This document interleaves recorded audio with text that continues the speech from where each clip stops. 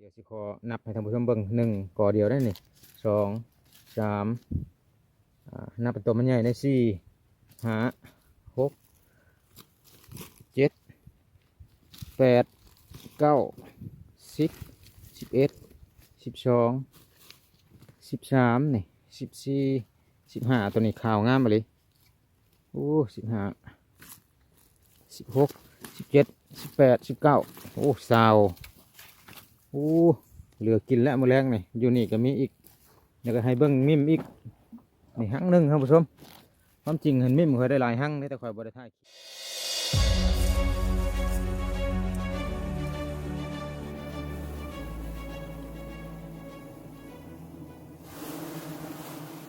สบายดีท่านผู้ชมสบายดี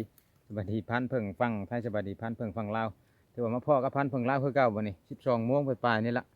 ถือว่าอยู่ป่าอยู่ดงอยู่ป่าหน่อไม้อยู่กอหน่อไม้พี่ละทมิตรคิดว่าสิบ่ถ่ายคลิปได้แต่ว่าคลิปนี่มันแปลกแน่ต้นนี่พารากอนี่ต้นมากูถือว่ากอนี่แปลกมีทั้งมิมแล้วก็มีทั้งอันหน่อไม้ท่านผู้ชมหน่อไม้กับพี่ลึกพี่ลีได้เฮ็ดอันนี้ค่อยพันเอาแล้วนี่2 อันอยู่นี่ค่อยพันเอาเลยนี่เด้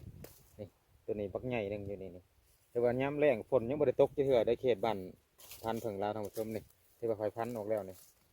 เอาออกมาแล้วประมาณ4 อันเนาะตัวใหญ่1 2 3 4แต่ว่ายังมีอยู่หลายผู้ถือว่าท่านผู้ชมท่านใดที่เข้ามาใหม่ก็อย่าลืมท่านผู้ชมถือว่า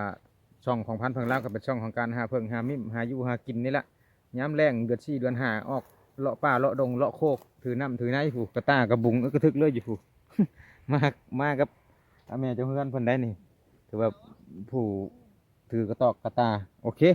ท่านใดทำมาแล้วก็จะลืมกดไลค์กดแชร์กดติดตามบอลมือพันเพิ่งเล่าซี่และกดกระดิ่งแจ้งเตือนต่างจริงๆเพื่อจะประพลาดรับชมคลิปใหม่ๆจากทางช่องของพันเพิ่งเล่าในเบิ้งเดี๋ยวสิให้ท่านผู้ชมเบิ้ง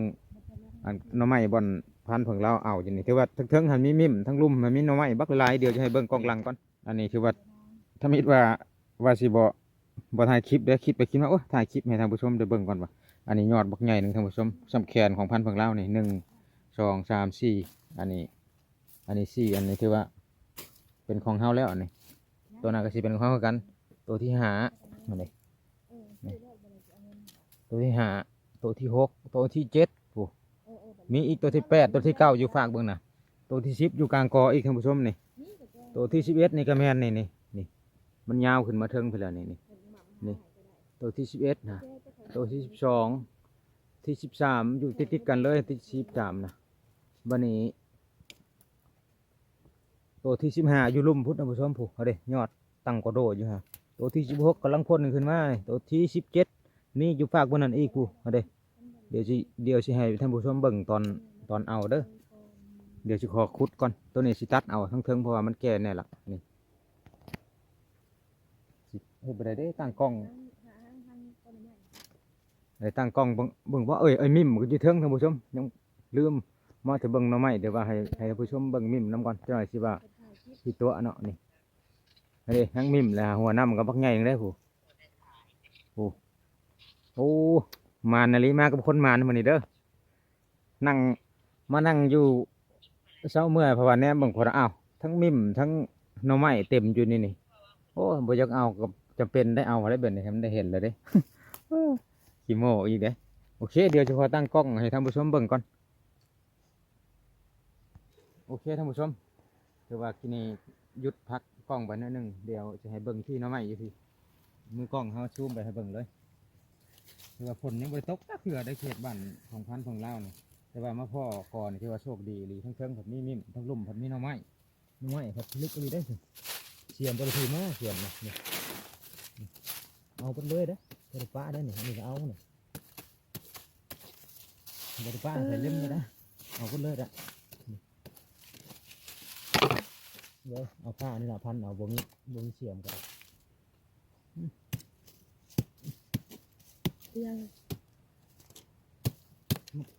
ต่อมันตักมือ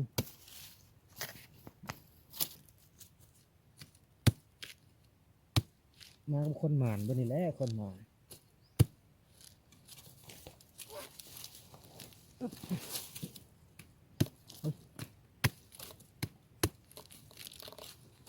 เอาเต็มที่4เต็มที่5อันนี้เต็มที่5 ได้ทั้งนิ่มได้ทั้งหน่อไม้เด้อก่อนนี่เด้อช่วยบ่ได้คนหมาน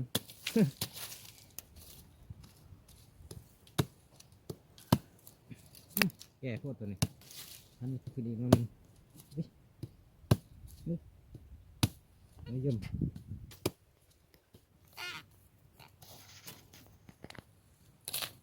แต้มที่6บ่6เบิ่งแต้มที่7แ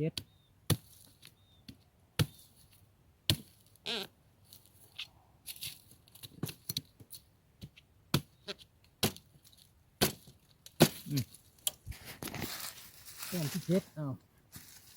เดี๋ยวเอาได้เยอะนะแต้มที่7ตัวนั้นเขาเบิ่งสิบ่กดพักไปก่อนกดรถขอทางเข้าไปก็เด้อทุกคนดูว่าคุ้มค่าขนาดตัวนี้มิตัดก็ซื้อไม่หากก็ซื้อได้ประมาณ2-3 มื้อนี่ละแหกมันมาพ่อทั้งกอทั้งหน่อไม้ทั้งนิ่มถือว่าเอาหน่อไม้แล้วนี่ให้ทำผสมครับผสมการเอามิ่มต่อเลยถือว่าเอาหน่อไม้แล้วก่อนโอ้น้ำมุนเบิดหลังมือนี่ไปว่ากันทางหลัง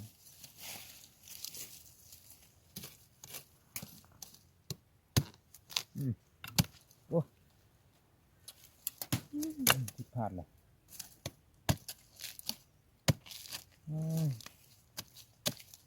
เนี่ยมัน7แต้มที่7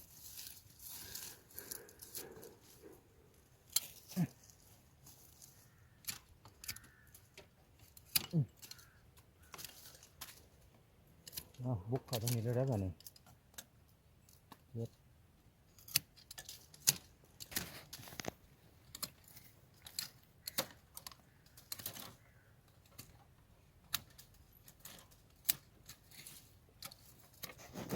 โอ้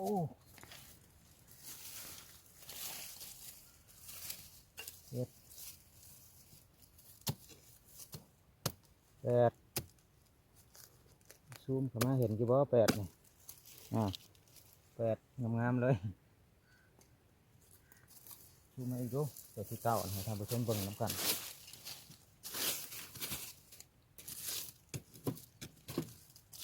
8แล้วก็9โอ้ยแก่กัน9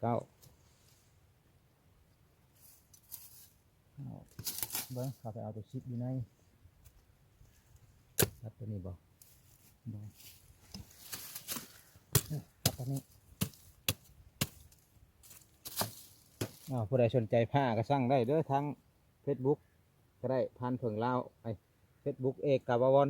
คือว่าสามารถสั่งจองกันได้ถือว่าสัญลักษณ์ดอกอย่างดอกพักแวนอยู่นี่ละถือว่าสามารถเอาไปพันหรือว่าเอาไปเฮ็ดอยู่เฮ็ดกินในเรือนครัวก็ได้ท่านผู้ชมช่อยซีนช่อยพักพันไม้พันต่อพันโอ้ยเจ้าให้เท่านาก็ได้พันทางไม้ฮักซอกก็ได้บ่แม่นจะเอาผ้าไปคุดในคุดให้คุดหน้าได้เอาไปพันหักไม้เด้อนี่เด้อไปถากได้เบิดนะไปถากไม้ถากพัดคืนตัดลำมันต้นว่าพันไม้ตายก็เบิ่งใกล้ๆก็ได้คือใช้งานดีอยู่เป็นฝีมือของคนลาวได้บ่แม่นโฆษณาขายผ้าได้นี่มันกระเทือนแล้วก็เลยอาศัยช่วงนี้โปรโมทเลยซะ ว่าตอนนี้พันเพิ่งลาวก็ขายทั้งผ้าขายทั้งมีดแล้วก็ขายทั้งเพิ่งขายทั้งมิ่มขายทั้งอะไรยังอุปกรณ์เป็นชิวเป็นเป็นมีด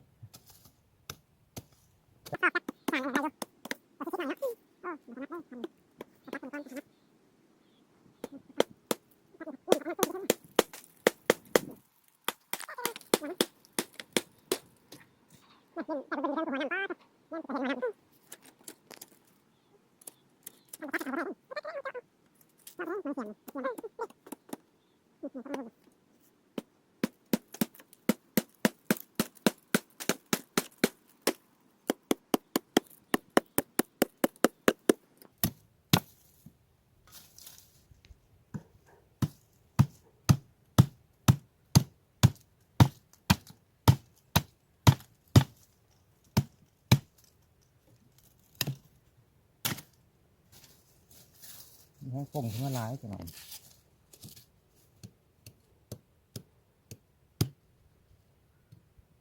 10บ่เนี่ย แกนที่10ท่านผู้ชม10โอ้ไม่ผิดพลาดเลยนี่เนาะ แก่ ได้สิได้มัน11ตัวนี้12นี่อยู่ในหมดเลย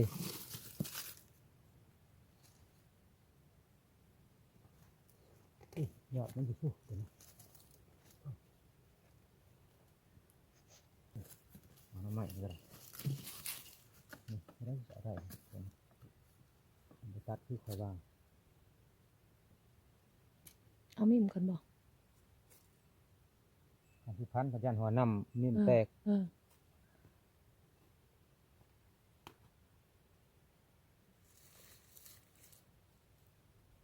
เอามีมก่อนนะ โอเคเจะพักบ่แต่ว่าเบาเลยจ้ะคือว่าจะเอามิมก่อนท่านผู้ชมเพราะว่าคอยเอาอนาโนไม้นี่คอยต้องได้ตัดแล้วยันคอนมันจีกอยู่เทิงเลยคอนนิ่มอยู่ก็เลยสิขอพักเอาโนไม้ขันจังหวะเนาะขันรายการไปเอามิมต่อบัดนี้ลองไปเชียนเบิ่งไปทางเบื้องนั่นเบิ่งเพราะว่ามันมีทางเขาสิง่ายกว่าทางนี้ไปเอามิมเบื้องนั่นไปพักก็ได้เนี่ยมองว่าถูกนะถูกพอดีทงผู้เฮ็ด เอาวะ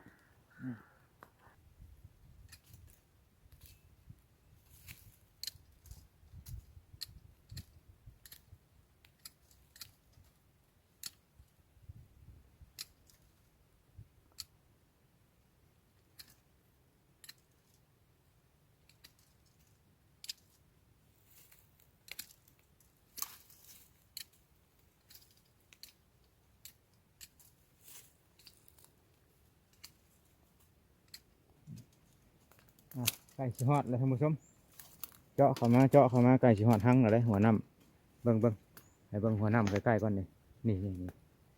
เรื่องแบบเฮาจี้เข่าแล้วเฮาเอาไข่ทาเด้อท่านผู้ชมแบบขจีทาไข่ได้นี่โอเคเดี๋ยวสิขอให้ท่านผู้ชมเบิ่งตอนตัดเข้าไปอีกจังหน่อยแล้วจังพักวิดีโอหน่อยหนึงเนาะเพื่อรักษาเวลาแล้วกับยันความจำมันเต็มในโทรศัพท์ก็ได้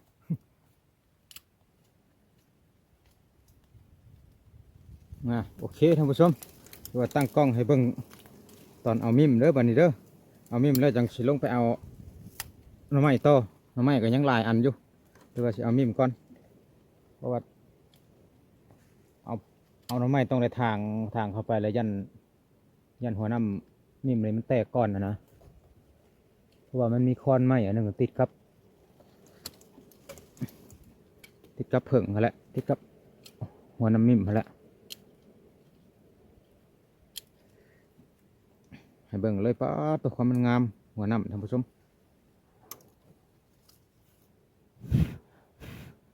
ถ้าใช้ทูบดอกเดียวก็ได้ท่านผู้ชมนิ่มบ้านข่อยมันบ่หายไปได้หากบางหั่งมันหายก็หายคือกันได้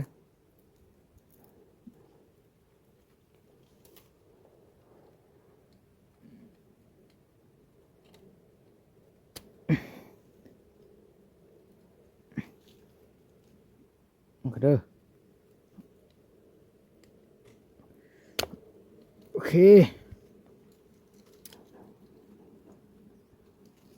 ได้มาเรียบร้อยนี่ทั้งหั่งทั้งหัวน้ำถือว่าสมบูรณ์แบบ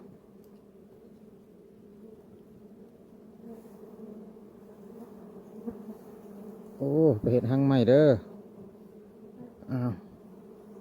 เจ้าก็ได้บุญได้กุศลคือกันเกิดมาเลี้ยงมนุษย์มานาได้เอาไปหาสั่งหั่งใหม่เด้อเห็ดเทือนใหม่เด้อ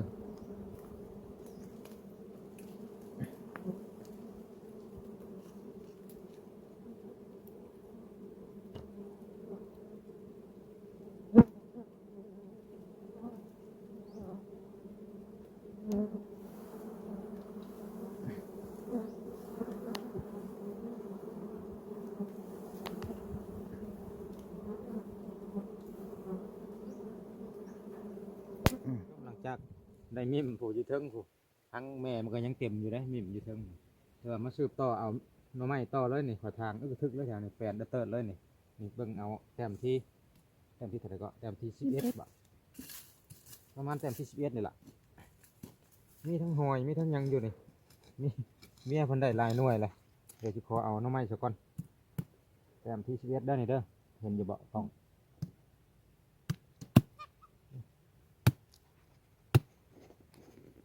เอาสิแก่ๆหนิดนึงเพื่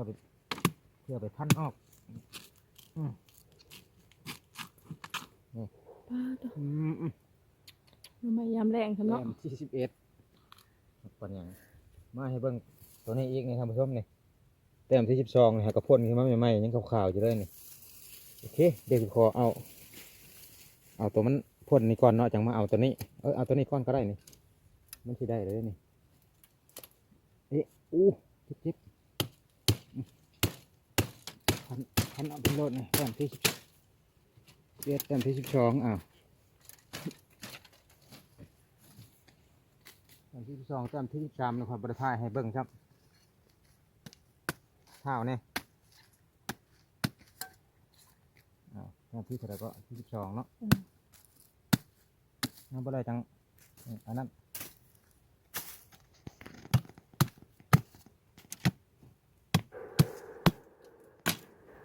อย่างคลิปมันยาวเนี่ยท่านผู้ชมแต้มที่เท่าไหร่ก็ ที่3มัน 14ตัวนี้เนาะเล็กลงลืมๆมันได้ผ่านของเราเป็นเรือละลายสมองมันบ่อยากจืดจำอะไรล่ะลืมไปเรื่องนี่หอยพร้อมประจักษ์กันมันชุ่มกัน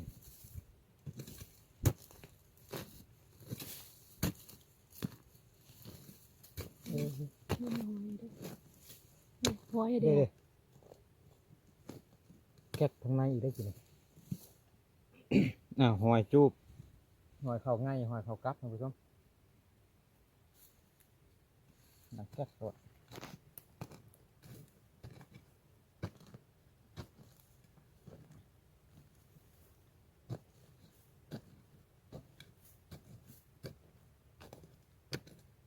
เด้อเห็นบ่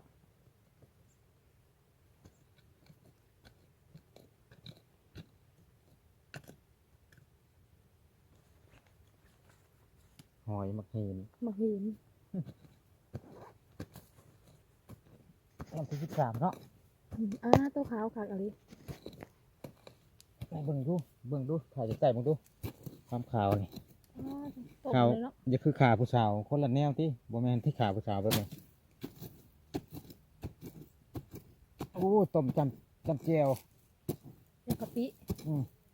แจ่วกะทิท่านผู้ชมโอ้มันอะไรมานี่ อ่ะเกย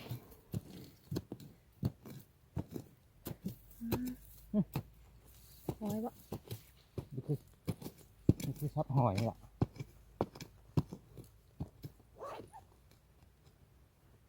นี่ได้บังพี่ชายทำพี่ชายครับ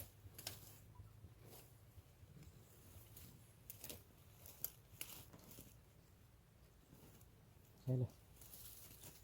ต้องไปเคลียร์พื้นที่ก่อนมันพันบ่ถือ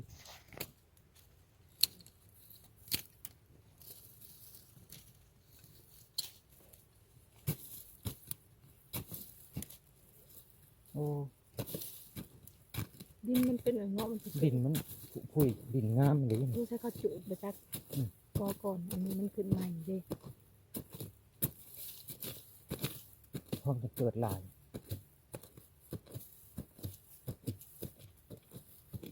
ดินงามเลย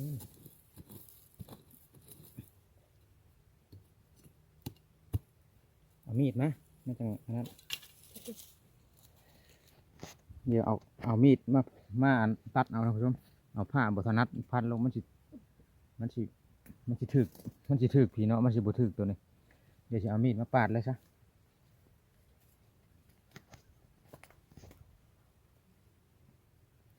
ให้เพิ่นจับกล้องก่อนให้กล้องจับกล้องก่อน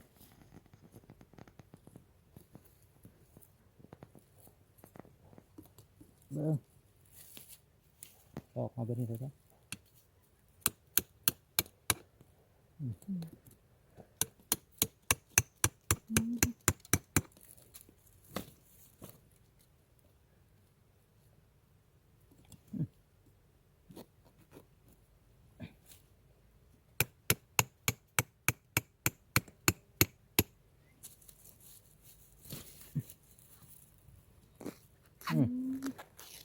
เอ้ยผักปันอย่างเลยเอาจั่วข้าวจั่วเลยอ๋อตอกสำแขนเลยนี่เดี๋ยวมาเอาแต้มที่เท่าไหร่ละลืมละแต้มที่14นี่ 14 ท่านนรสมันแก่ละมันขึ้นเหิงแล้วเป็นเดือน2 เดือนแล้วไปจักอันนี้บ่ฮอดเนาะเป็นเดือนเนาะเดือนหนึงนี่ละนี่คดๆงงๆเลยมันบ่มีทางขึ้นตัวนี้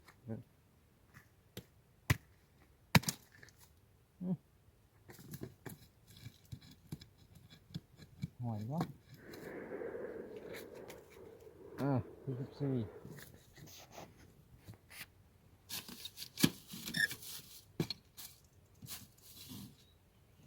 แล้วที่15ผม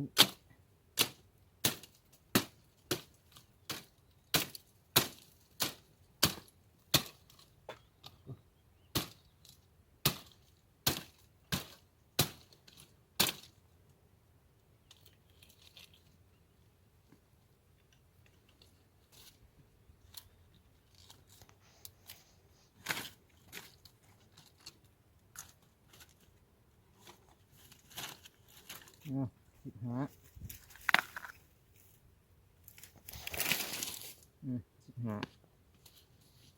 ยังเท่าไหร่ เด้อยู่ใน 17ยังอยู่ในซองครับผู้ชมอยู่คอพูดละเลี่ยนไปเอาฟาดเบิ่งนะเดี๋ยวจะขอพักกล้องให้เพิ่นพักกล้องก่อนหน่อยหนึงแต้มที่เท่าไหร่16กำลังพันเอาผู้ชมเลยแต้มที่16ก่อนนี่ก็17ก็ที่ติดกันนี่ละ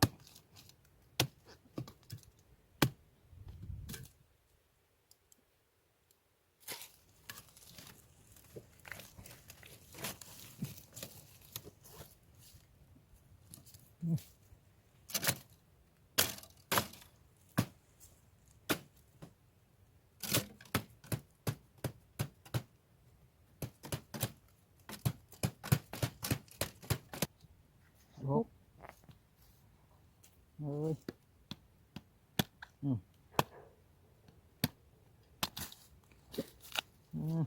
16 17เอาหรือว่า17นี่ บอกก็จะมันอะไร เบิ่งให้เบิ่งก่อนแต้มที่17ท่านผู้ชมเดี๋ยวติดกับตัวนี้ละนี่ที่16เดี๋ยวสิคอปะเลยซะจงอันหนึงท่านผู้ชมปะเอา บริเวณ เดี๋ยวสิขอปอกหน่อไม้ใส่ธงทั้งอย่างแล้วพักกันปิดคลิปปิดอย่างท่านผู้ชมเดี๋ยวสิอัปเดตให้เบิ่งว่าได้หลายสำหรับเนาะโอเคทุกคนคือว่าหลังจาก เอาสำเร็จก่อไผ่จากตึบๆเดี๋ยวนี้จนเรือแต่จะก้างเนาะทั้งพื้นแห้งกระเต็ดพูดห่างกับจ้างอยู่ เจอคอยทางอึกกระทึกเลยผ้าถือว่าผ้าก็เข้าได้เรื่องเนาะถือว่ามิมก็ได้หั่งหนึงแล้วก็อานาโนไม้กันนี่แหละเบิ่งน้ำกันนี่16 17ยอดเนาะก่อเดียวก็คุ้มค่าขนาดอันนี้เดี๋ยวสิขอนับให้ท่านผู้ชมเบิ่ง1ก่อเดียวได้นี่2 3นับเป็นตัวมันใหญ่ได้4 5 6 7 8 9 10 11 12 13นี่14 15ตัวนี้ขาวงามมาเลยโอ้15 16 17 18 19โอ้สาวโอ้เหลือกินแล้วมื้อแรงนี่อยู่นี่ก็มีอีกแล้วก็ให้เบิ่งมิมอีกนี่หั่งหนึงครับผู้ชมความจริงเห็นมิมเคยได้หลายหั่งแต่ข่อยบ่ได้ถ่ายคลิปเนาะ สาเหตุที่บ่ถ่ายคลิปก็คือถ่ายคลิปเวลาถ่ายคลิปแหละมันช้าเนาะเอามิมมันเพื่อสิได้ทางแต่ละกอหั่นนะก็เลยดนๆอย่างถ่ายคลิปให้ท่านผู้ชมเบิ่งอันนี้แม่นมิมที่ว่าอยู่ในกอไผ่บ่กอบางกินแล้วนี่หั่งนี่ละ หัวน้ำมักงามๆเลยนี่อันนี้มิมความจริงก็ได้หลายครั้งเลยผูกในกระตานี่แต่ว่าคอยบริถ่ายคลิปให้เบิ่งเนาะท่านผู้ชมคือว่าโอเคเดี๋ยวสิขอเอามิมไว้แล้วก็โอ้เฮาวางผิดทางแล้วนี่นะนี่